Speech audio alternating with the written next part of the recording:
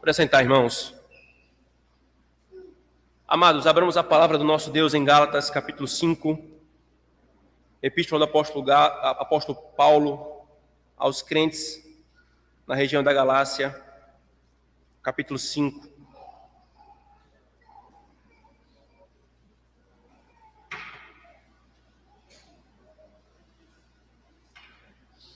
Gálatas, capítulo 5. Nós vamos ler o versículo 13 e 14, irmãos.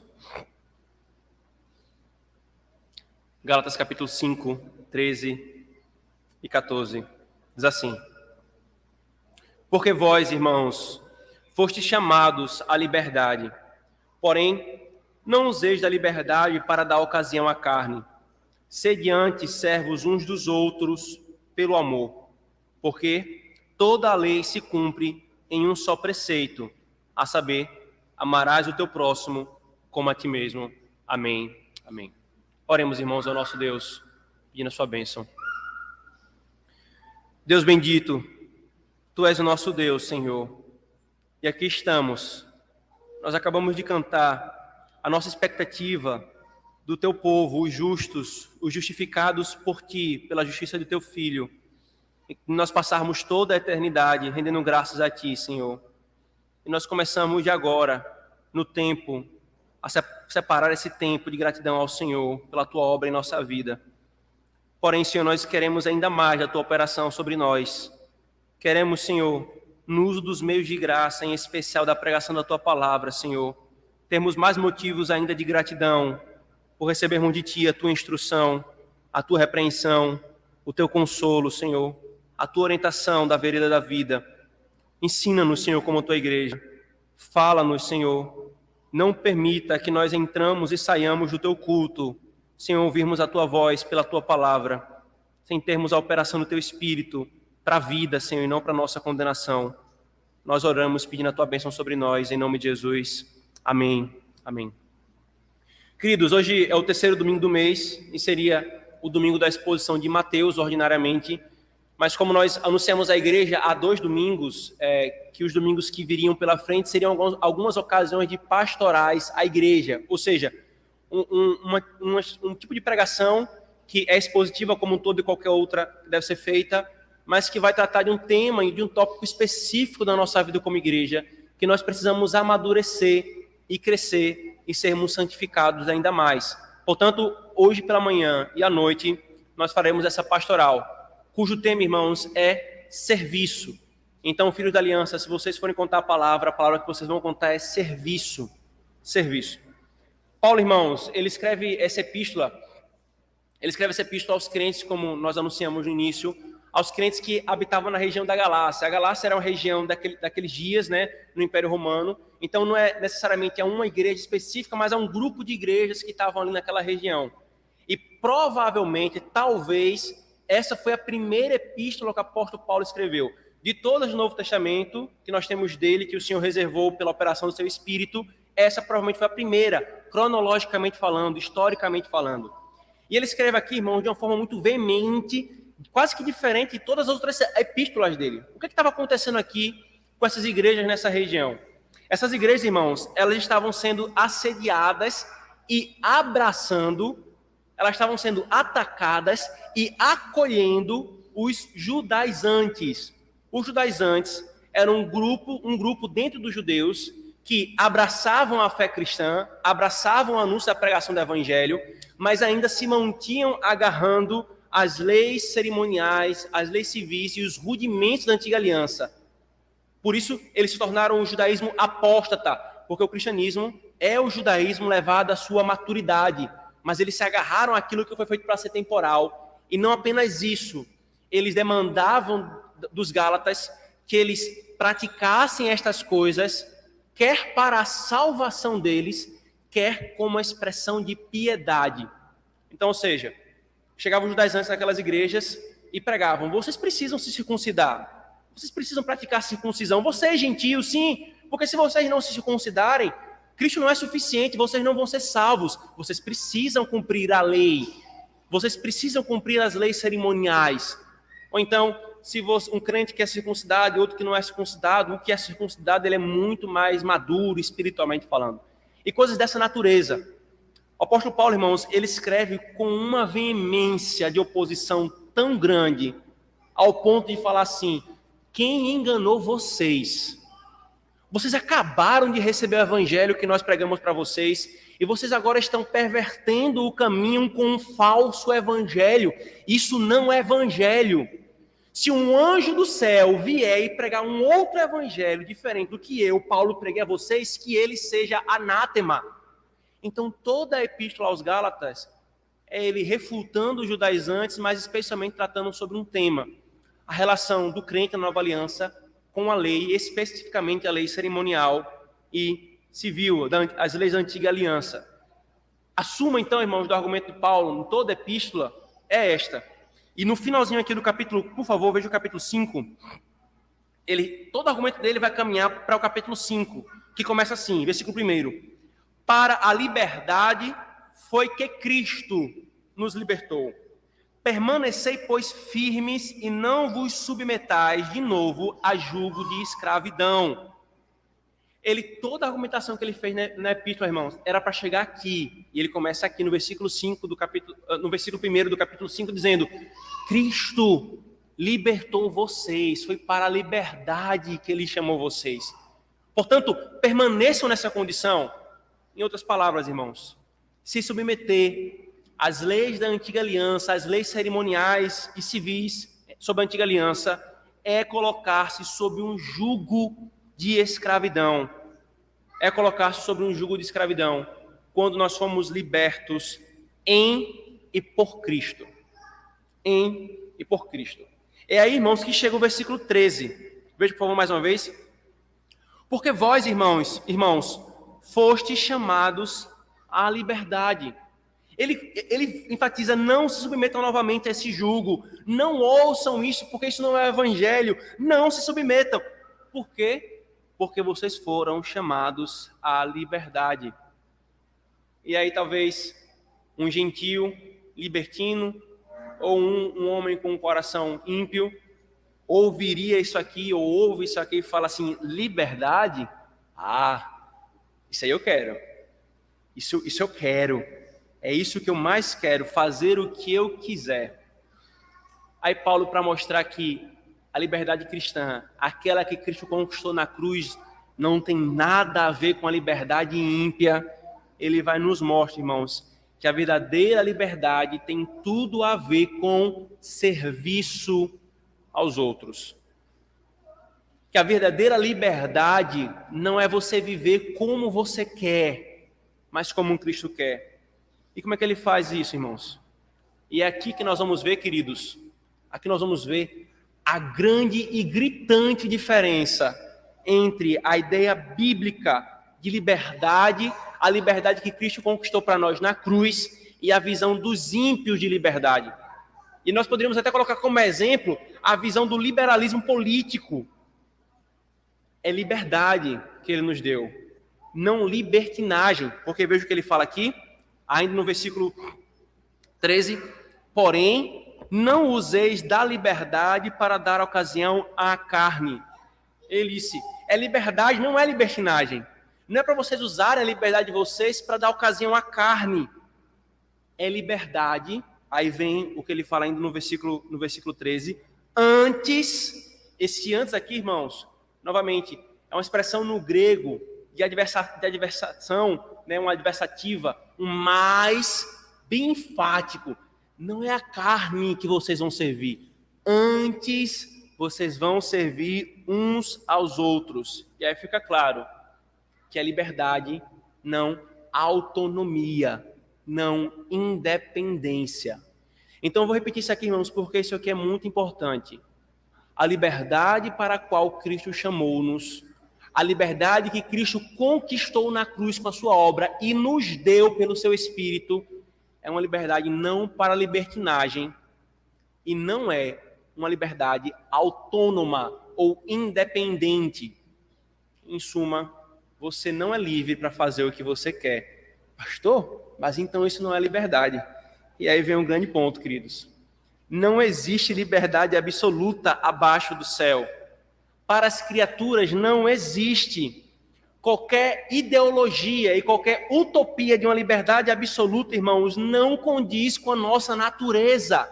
A liberdade absoluta, ela pertence somente a Deus. Deus é o único ser em toda a existência, acima do céu e abaixo do céu, que possui liberdade absoluta. Ele não depende de ninguém, nem de nada, para fazer o que ele quer, na hora que ele quer, quando ele quer. Nós não, irmãos. Toda liberdade na criatura é relativa à submissão a algo e a alguém. Toda liberdade. E aqui não é próprio da nossa exposição agora mostrar como que isso aqui vai implicar nas nossas opiniões políticas com relação à liberdade. Irmãos, isso aqui tem uma implicação bombástica. E nós veríamos o quanto que é grave nós papagaiarmos algumas das teorias que nos são ensinadas por aí. Mas, diretamente falando aqui, irmãos, se não é uma liberdade absoluta, mas sempre relativa a alguma coisa, a alguém, que liberdade é essa? Venha comigo, por favor, para Romanos capítulo 6. Essa liberdade que Paulo está falando aqui em Gálatas 5, ela foi tratada em Romanos capítulo 6 também. Venha comigo, Romanos capítulo 6.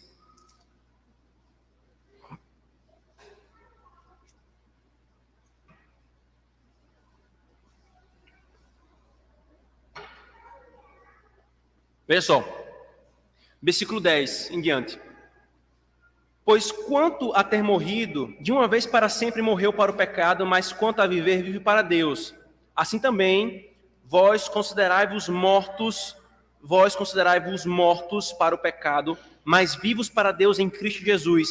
Não reine, portanto, o pecado só em vosso corpo mortal, de maneira que obedeçais às suas paixões, nem ofereçais cada um os membros do seu corpo ao pecado, como instrumentos da iniquidade, mas oferecei-vos a Deus como ressurretos dentre os mortos, e os vossos membros a Deus como instrumentos da justiça. Agora veja anteriormente, por favor, irmãos, o versículo 5 e 6.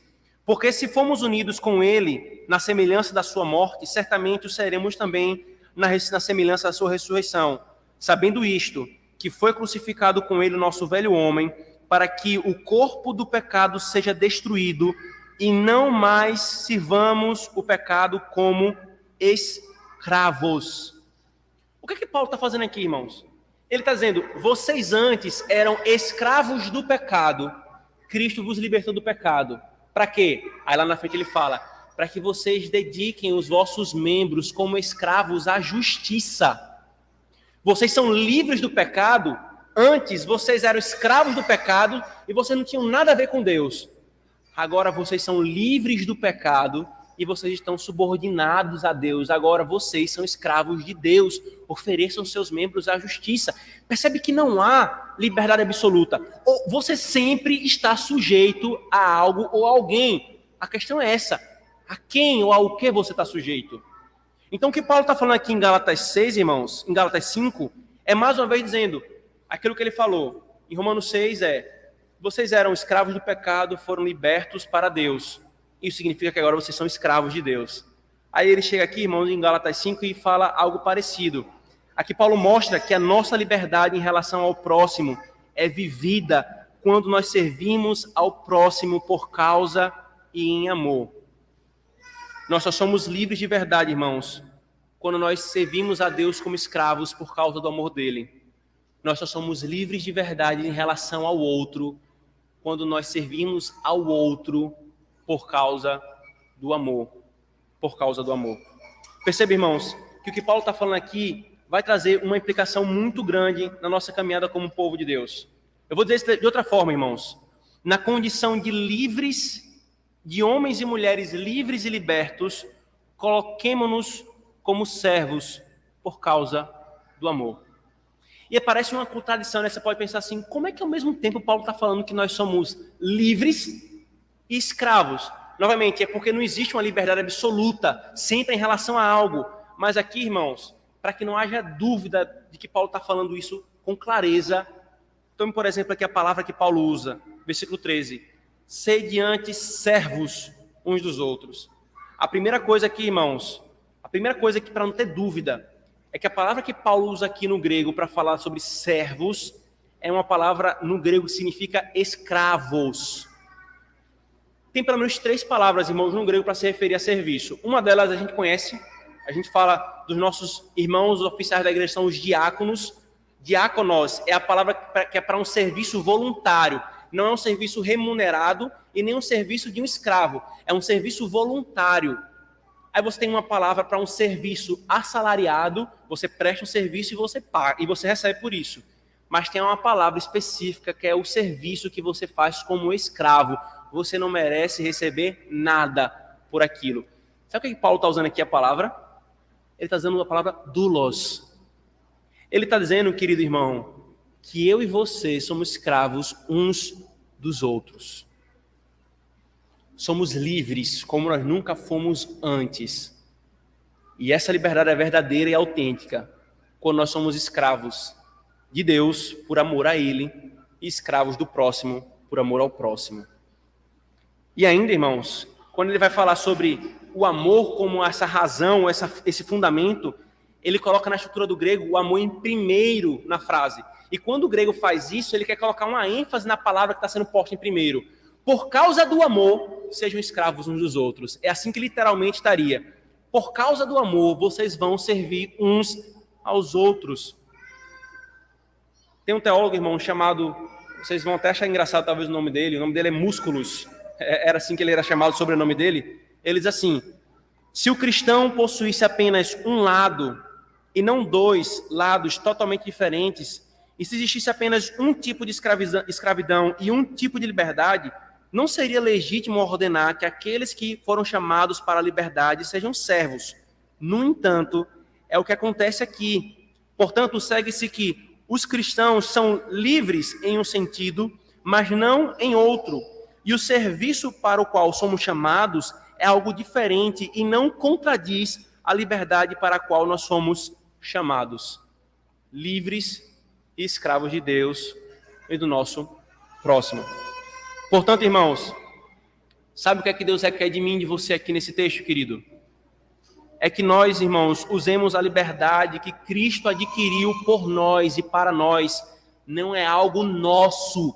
Ele comprou, Ele adquiriu, Ele deu. Então, Ele pode dizer e ordenar como ela vai ser usada. Então, Deus quer que nós usemos essa liberdade, irmãos, para servirmos em amor e por causa do amor ao nosso irmão. Servirmos uns aos outros. Portanto, queridos, é inevitável esta conclusão. O serviço, motivado pelo amor e fundamentado na liberdade que Cristo comprou para nós, é uma marca de uma igreja madura. É uma marca de um crente maduro. Sem dúvida, irmãos, essa não é a única marca, nem a primeira. Eu poderia mencionar aqui para vocês 2 ou 3 ou 4 denominações aí que são conhecidas afora por serem muito servas. Mas quando você vai ver, muitas outras marcas fundamentais não estão presentes ali, como a questão da seriedade doutrinária, do culto, dos sacramentos, da pregação, da disciplina, mas são servas. É para que fique claro que esse não é o único, nem a principal marca. Mas, sem dúvida, irmãos, essa é a marca de uma igreja madura. E essa pastoral, irmãos, é exatamente por causa disto. Nós temos tido evidências suficientes nos últimos meses, desde que nós voltamos mais intensamente às nossas atividades, que nos mostram aos presbíteros que talvez nós, como igreja e como comunidade, não estamos maduros nesse ponto. E que nós precisamos, irmãos, urgentemente sermos santificados nessa área. Sabe por quê, irmãos? Um dos porquês, além de Cristo não ser glorificado com isso, é que como isso vai ser uma pedra de tropeço para a pregação do Evangelho. Muitos de vocês, pela graça do Senhor, procuraram congregar-se aqui porque queriam estar com a consciência mais tranquila em termos da doutrina, em termos do culto. Viram talvez uma seriedade assim, assado, um zelo pela palavra, um zelo pela pregação, pelo culto, pela disciplina, pelo governo. E aí, doutrinariamente, aquilo que é fora de nós, está tudo bem ordenado. E aí a nossa igreja, então, vai caminhando assim. Mas que grande pedra de tropeço, irmãos. É olhar para uma igreja que tem todas essas características boas, mas quando você cava um pouco mais, para ver o aspecto prático e da vida e do amor, nós não encontramos. Irmãos, isso é uma pedra de tropeço. Quantos inimigos, quantos instrumentos Satanás não vão levantar a boca para dizer, tá vendo? São apegados à doutrina, são tão zelosos com o culto, são tão fervorosos com a palavra, mas não tem o básico, a vida. Não tem o serviço. Irmãos, isso é muito sério, queridos. Isso é muito sério. Se tem duas marcas que nós encontramos no livro de Atos com relação à igreja, dentre várias outras, é essa. A oração que nós vimos no domingo passado e o serviço uns aos outros. Fazia parte da vida da igreja, como algo natural. Entenda natural não como carnal, mas como algo que estava ali impresso na alma deles, que era vivido dia a dia, queridos. Não é suficiente, irmãos. Talvez você pense assim, pastor, mas eu sou servo. Eu faço isso, eu faço aquilo outro. Entenda, meu querido, não é suficiente um ou dois de nós, uma ou duas famílias, terem um coração diligente no serviço. Essa é uma questão da nossa comunidade. Se nós, como igreja local, estamos pecando nisso, todos nós estamos juntos nisso, irmãos. Estamos juntos nisso. Se somos libertos, querido, por Cristo, essa liberdade será vista na presteza, irmãos, na dedicação ao serviço efetivo ao nosso próximo. Você quer ver a importância disso antes de nós vermos algumas questões práticas? Venha comigo para Atos capítulo 13, por favor. Atos capítulo 13.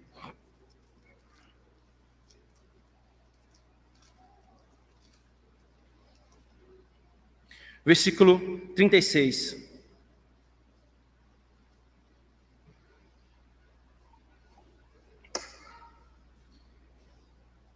Veja como Paulo resume a vida de Davi. Ele diz, porque na verdade, tendo Davi servido a sua própria geração conforme o desígnio de Deus, adormeceu, foi para junto de seus pais e viu corrupção. Você está vendo como o serviço é uma coisa importante na vida da igreja? Como é que ele resume a vida de Davi? Quando ele terminou o seu serviço à sua geração. Nós estamos, irmãos, vivendo a nossa geração, não é para nós mesmos, não. É primeiro para Deus, como nós vimos em umas posições anteriores. Aquele que morreu, morreu para que nós não vivamos mais para nós mesmos, mas para aquele que por nós morreu. E segundo, para você servir a sua geração. Você não se casa, você não tem filhos, você não vive. A sua existência não é para o seu serviço, é para servir ao outro. Como isso, irmãos, como isso impactou a mentalidade presbiteriana de trabalho, por exemplo. Você pega os puritanos, as obras deles sobre trabalho, sobre vocação, eles falavam sempre essas duas coisas. Eles começavam assim, toda vocação e trabalho, ela visa a glória de Deus e o serviço do próximo. Tem de ser um bem para a sociedade, tem que fazer algo bom para os outros. Porque serviço, irmãos, um dos instrumentos que define a nossa existência. Veja o que Paulo fala, por favor, venha comigo em Romanos capítulo 15. Paulo resumindo a sua obra como apóstolo. Qual é a expressão que ele usa? Romanos capítulo 15, versículo 25. Mas agora estou de partida para Jerusalém, a serviço dos santos. O que eu vou fazer? O que eu estou fazendo com a minha vida de apóstolo? Eu estou servindo.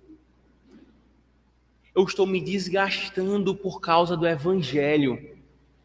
Ele poderia pensar, meu amigo, ficar passando por naufrágio, sendo esbofeteado, apedrejado, fugindo como um cachorro. Para que isso? Ele dizia, porque eu estou servindo. Ainda, querido, venha comigo para Mateus capítulo 20, versículo 28. Mateus capítulo 20, versículo 28.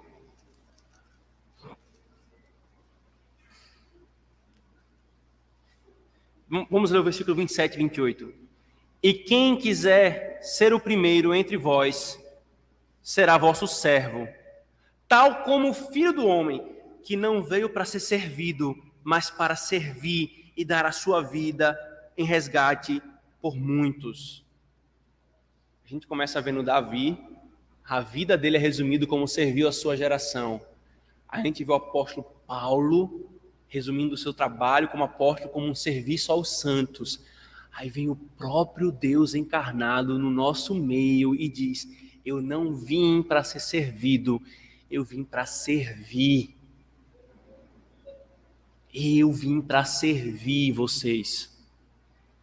E por último, irmãos, Lucas, capítulo 22, versículo 24.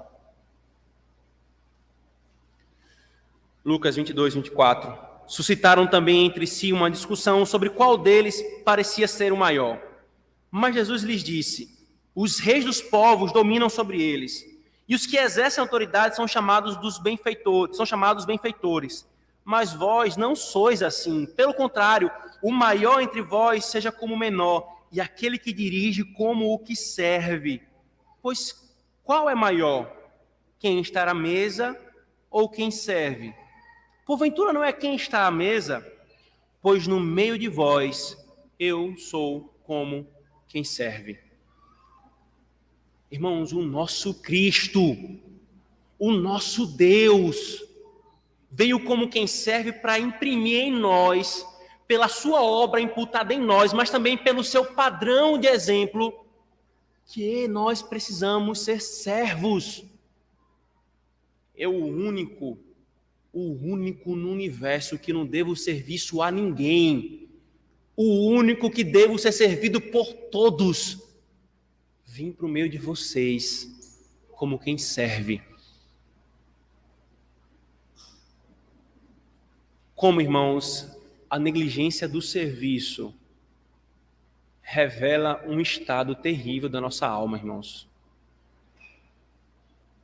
Nós vamos ver isso com mais clareza pela noite. Mas em resumo seria: nós nos vemos melhores que o próprio Deus.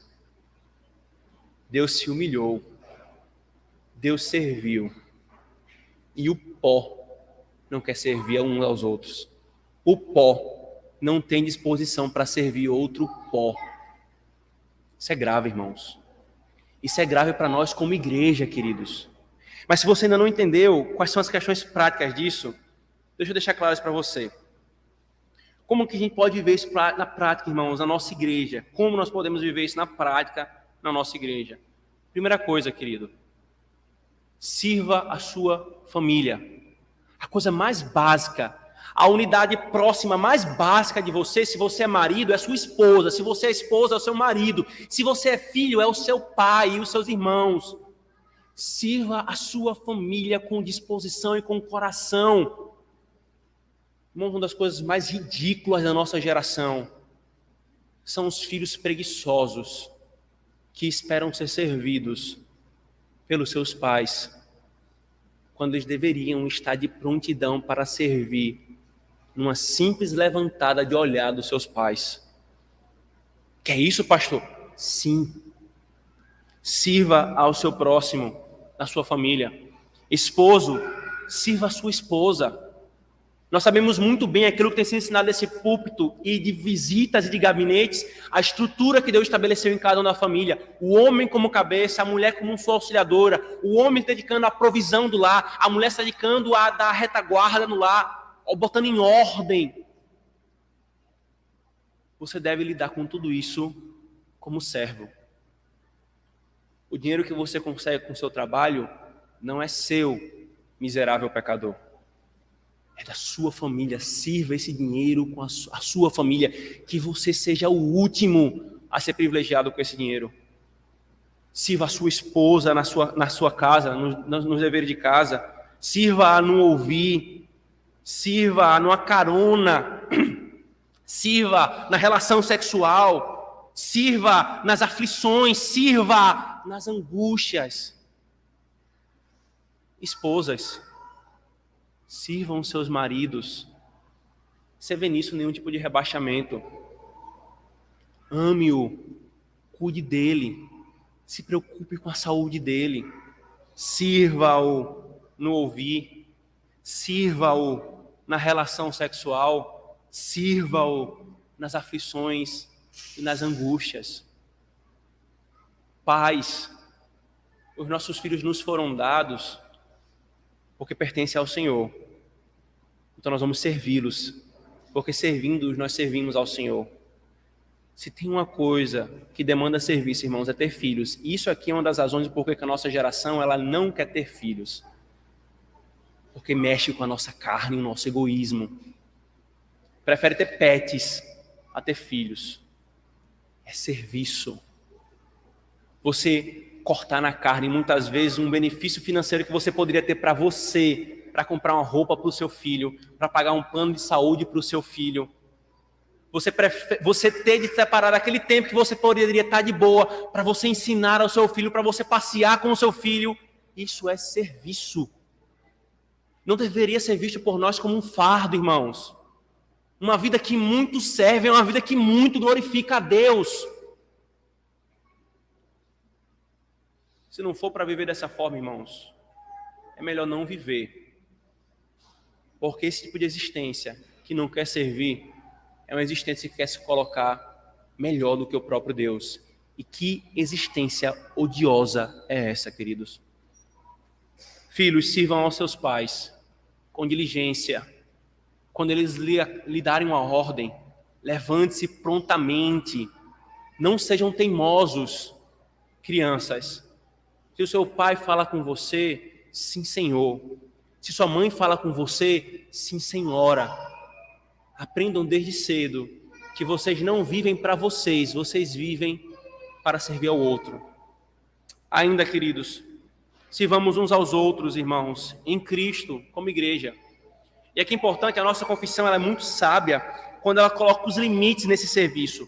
Ao falar da comunhão dos santos, e o serviço está nessa doutrina da comunhão dos santos, ela fala, isso aqui não é um comunismo, mas isso aqui também não é um liberalismo. A doutrina bíblica é um serviço voluntário para o outro, mas com caráter de escravidão. Veja que coisa gloriosa, irmãos. E aqui, oficiais da igreja Manancial, nós somos chamados a servir essa membresia, queridos. Eu não vou nem enfatizar aqui o serviço da membresia, os oficiais, eu quero enfatizar só esse ponto. Nós somos chamados a nos desgastar por esses irmãos, separar tempo da nossa agenda para orar por eles, separar tempo para visitá-los, para conversar com eles, para conversar sobre eles. A vir mais cedo, por exemplo, como os diáconos fazem, às vezes cortando 30 minutos de sono seu para servir. Cortando às vezes 3, 4 horas durante a semana, os presbíteros, para nós estarmos juntos, orando e pensando como servir melhor a igreja. É serviço, presbíteros e diáconos. Ainda, irmãos, sirvamos uns aos outros. Que um irmão sirva a outro irmão.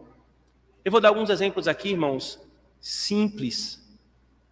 Mas como parece que a gente está dormindo nessas questões simples, irmãos. Por exemplo, se você foi chamado ou se dispôs para trabalhar em alguma equipe de serviço coordenada pelos diáconos, seja diligente nisso. Se há escalas, vá para ela com alegria. Ora, irmãos, como é comum perceber a lida disso como se fosse um fardo. Meu querido, lembre-se disso. Você que está numa escala para servir, está numa condição melhor do que o outro que não está servindo. Porque melhor é o que serve. Por que nós vemos como uma coisa enfatuada? Como uma coisa que eu não quero? É porque o nosso coração, irmãos, é encharcado de egoísmo e de desejo de ser servido. Se disponha aos diáconos em algum serviço à igreja. Se disponha aos presbíteros. Por exemplo, vamos pegar aqui o nosso almoço, queridos. A gente vai ter hoje esse almoço. Querido, nós vamos nos servir uns aos outros no almoço. Minha irmã ou meu irmão que gosta de cozinhar, que vai fazer a comida para o almoço. Faça com alegria. Não veja essa ocasião como um fardo. Irmãos, como soa a aparência de que quando chega essas ocasiões do serviço do almoço, quanto menos trabalho, melhor. Meu amado, que visão é essa de preparar refeições como quanto menos trabalho, melhor? É claro, irmãos, sempre tenha como pressuposto as situações que realmente impedem, sempre está pressuposto isso. Mas se é uma coisa do nosso coração, se você tem condição de fazer o melhor para os seus irmãos, faça. Sabendo que você está servindo ao seu próximo, você quer ser servido. Não à toa, quando nós vamos para a fila do almoço, nós procuramos os melhores pratos, nós queremos provar as comidas mais variadas possíveis. Por quê? Porque eu quero ser servido. Mas eu mesmo não quero separar ali 2, 3 horas do meu sábado para preparar uma comida agradável, meus irmãos. A sua preparação de comida no almoço é serviço para os seus irmãos. O seu lavar os pratos após o almoço é serviço.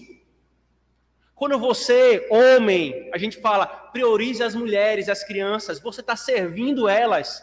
Elas vão na fila primeiro porque nós somos servos dela. Vocês não são cabeça dos seus lares? Vocês não estão sendo preparados para serem cabeça? Então sirva a elas. Não veja isso como uma coisa ruim. Quando você vai colocando a comida no almoço e você pensa no que vem atrás, você não come como se não houvesse amanhã, mas você come como se houvesse um outro que está vindo atrás, você está servindo.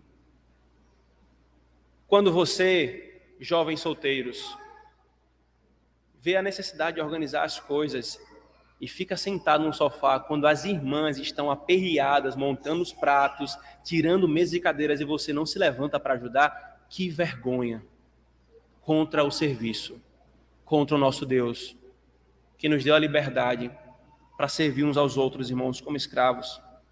Por isso, jovens e solteiros, se disponham mais do que qualquer um nessa igreja. Você, sem dúvida, tem mais disposição e energia do que qualquer pai ou mãe nessa igreja, que às vezes dormem 4 horas por dia por causa dos seus filhos. Sirva as famílias da igreja. Sirva sentando junto com as famílias que têm filhos para ajudar os filhos. As famílias com os filhos no culto. Sirva.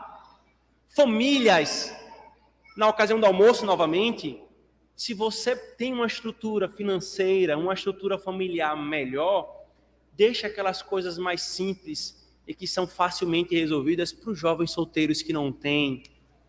Prioriza aqueles pratos que você pode fazer com mais elaboração e deixa as coisas mais simples para os jovens que ainda na sua estrutura familiar não podem avançar e dar uma coisa melhor. Sirva aos jovens, famílias.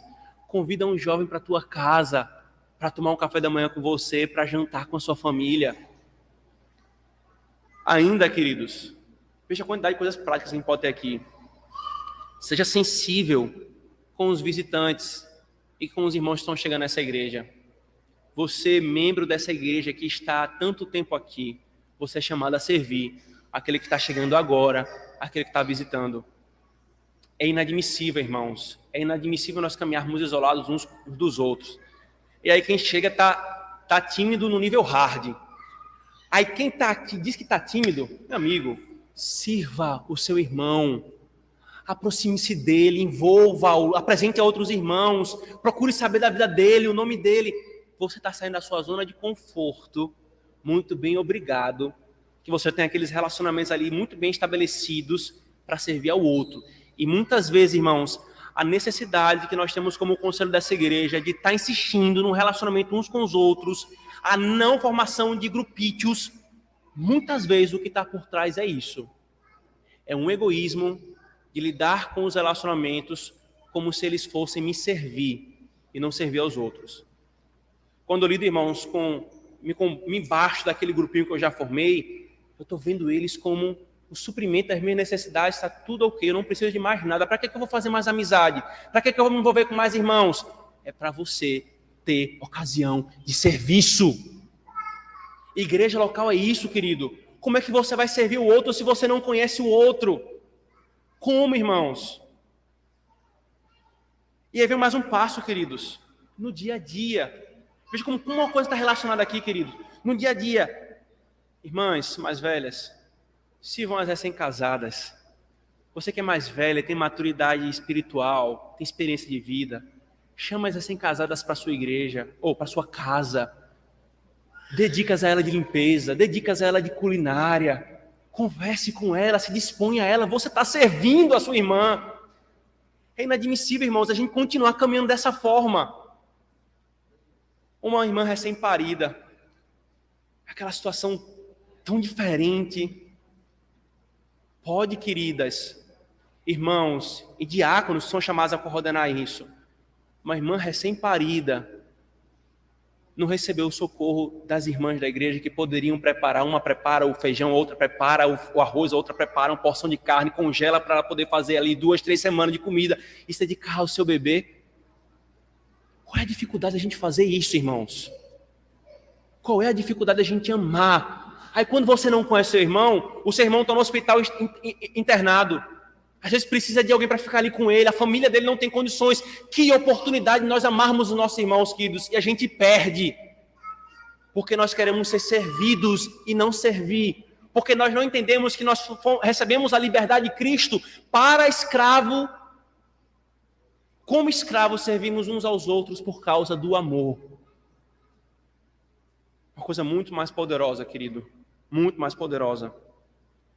Sirva numa mudança do seu irmão. Sirva num socorro médico. Um irmão doente, às vezes não consegue ter força nem de beber água. Que grande manifestação de amor, irmãos. É quando o irmão está doente. E chega uma família e prepara um pão para aquela família. Prepara uma refeição para aquela família. Para que ela possa ali se dedicar à recuperação daquela doença. Isso é sensibilidade, irmãos. Isso é atenção para querer servir. Mas só tem atenção para querer servir quem entende que vive essa vida para servir aos outros. Mas quem tem a visão de que é para ser servido, nunca procurará a ocasião de servir ao outro. Se entregará à preguiça, se entregará à indiferença. Queridos, nós não podemos continuar caminhando assim como igreja, irmãos. Porque nós não estamos usando a liberdade que Cristo nos deu da forma como Ele quer que ela seja usada. Se nós não usamos a liberdade para servir ao outro por amor, nós estamos fazendo o que Paulo disse que não é para fazer. Nós estamos servindo ela para a carne. Não tenha dúvida. Carne, pastor? Sim. Ou você acha que preguiça e egoísmo e soberba não é carne? A gente não serve porque nós somos soberbos. Nós somos melhor do que o outro.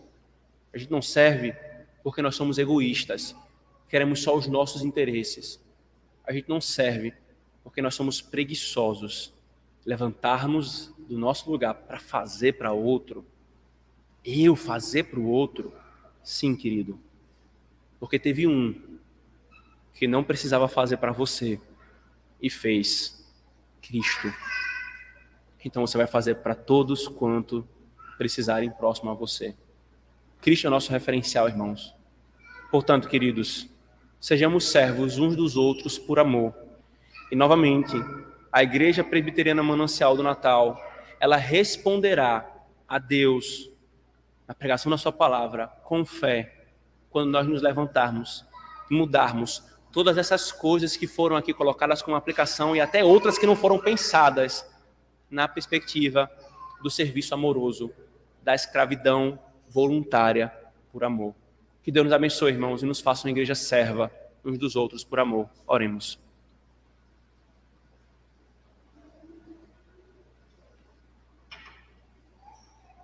Senhor, nós respondemos à Tua pregação, Pai, todos nós aqui, humilhando-nos na Tua presença e reconhecendo que nós temos pecado, Senhor, como igreja, no serviço uns aos outros. Como nós somos indiferentes, Senhor, ao nosso irmão. Como nós somos egoístas, preguiçosos, Senhor, soberbos. Vemos sempre com odiosidade o servir ao outro. Sempre como uma coisa que é para ser feita e se livrar o quanto antes. Como nós não temos crido, Senhor, na Tua palavra, quando o Senhor diz que melhor e maior é o que serve. Nos perdoa, Senhor, por esse pensamento carnal. Porque nós temos usado a nossa liberdade para dar ocasião à carne, Senhor. Quando o Senhor nos chamou a usarmos a nossa liberdade para, por amor, servirmos como escravos um do outro. Por isso, Senhor, clamamos, muda o nosso coração como igreja. Faz-nos, Senhor, ter prazer e deleite no servir ao outro. Faz-nos, Senhor, nos envolvermos uns com os outros, deliberadamente, Senhor, com intenção, de propósito, querendo te servir, Senhor, no serviço ao nosso irmão. Faz-nos sensíveis, Senhor, aos nossos irmãos entre nós que estão doentes, às nossas irmãs que estão grávidas ou recém-paridas, às nossas famílias, Senhor, que têm filhos, aos nossos jovens, Senhor, que têm tantas limitações por viverem em casas de ímpios, com os pais ímpios e famílias ímpias. Faz-nos sensíveis, Senhor, como membros para com serviços um ao outro na igreja, como oficiais, Senhor, como marido e mulher, pais e filhos. Que o teu nome seja glorificado, Senhor, também nisso. Amadurece-nos, Senhor, como igreja. Santifica-nos nesse ponto, Senhor, para que a tua imagem seja vista em nós também nesse ponto. Porque tu não vieste até nós como quem deve ser servido, mas como quem serve. Quem somos nós, Senhor, para não servirmos uns aos outros? Nós oramos em nome de Jesus. Amém. Amém.